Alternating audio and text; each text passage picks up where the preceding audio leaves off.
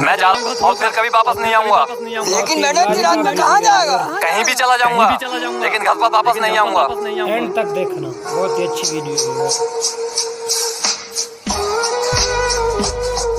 बेटा तू आ गया? हाँ चलो अंदर।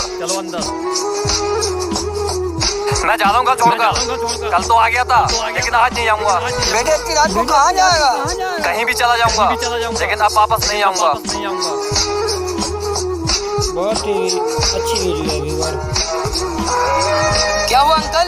मेरा बेटा घर छोड़ के चला जाता है और 2 घंटे के बाद वापस आ जाता है। चलो अंकल, आज देखते ही जाता कहाँ है। जल्दी बीड़ी जला। क्यों बे? खुद तो बीड़ी पीने आता है यहाँ पर? हाँ पापा, क्योंकि मुझे बीड़ी बहुत पसंद है। चल साथ में बीड़ी पीते हैं। कमाल का वीडियो।